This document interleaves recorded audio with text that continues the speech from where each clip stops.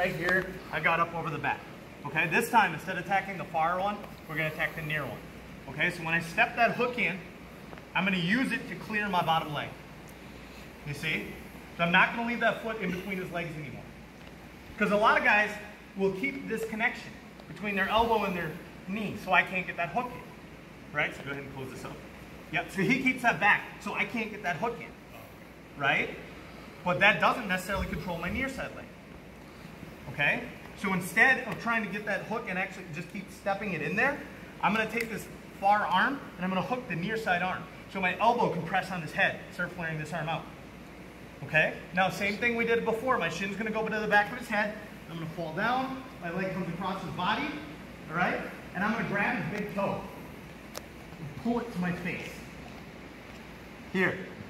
Okay? If I just grab his leg, go ahead and put your leg out back on the ground. If I just grab his leg and try to lift, I gotta lift his whole body over top. I just want to grab his foot and bring it to me. See what it does to his knee and his hip? Cranks it out. Okay. Now when I kick through his body, he'll fall over and I can hook that leg right away. I don't even have to get the leg over the head. I can finish the armbar right here. Okay? I can step over the head if I want to, but I don't have to. Make sense? So instead of attacking the far arm, I'm going to attack the near arm. The far arm is usually going to be some sort of Kimura grip in order to start it. That make sense? Yep. The near arm, I'm just going to hook and roll through, grab the big toe, pull it over my head.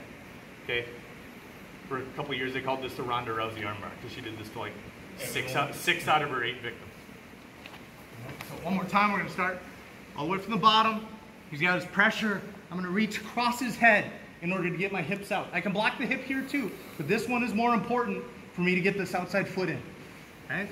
Come back through, I square up. As soon as the hand comes back, I pop and I go. I try to get my hips up. I'm trying to get that hook in. He doesn't let me. Fine.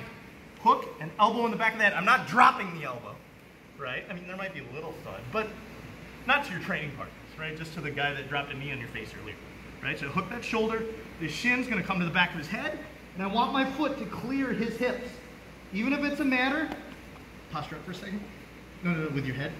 So even if it's a matter of this foot just going heel down, okay, I want it to get out from underneath his legs. If I leave that in there and I try to roll, my leg's going to get trapped, right? So as I roll here, my heel's going to go flat so I can start sneaking it through. My legs are scissored. I grab his big toe, pull it to my face, and I hook. My hand is grabbing my quad the whole time. And then as soon as he rolls, I hook and I squeeze. Okay?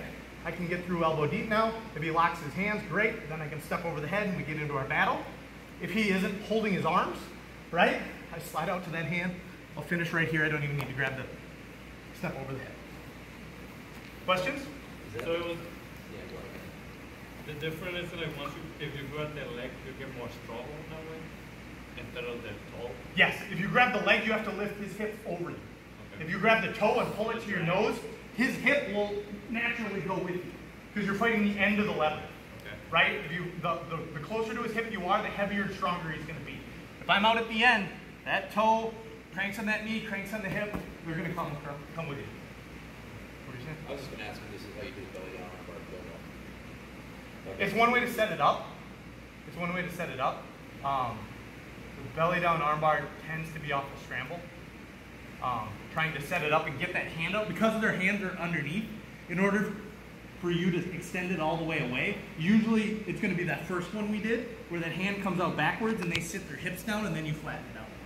So that's probably a more likely scenario of how to get the belly down armbar than this one. This one you're almost always going to be able to flip them over.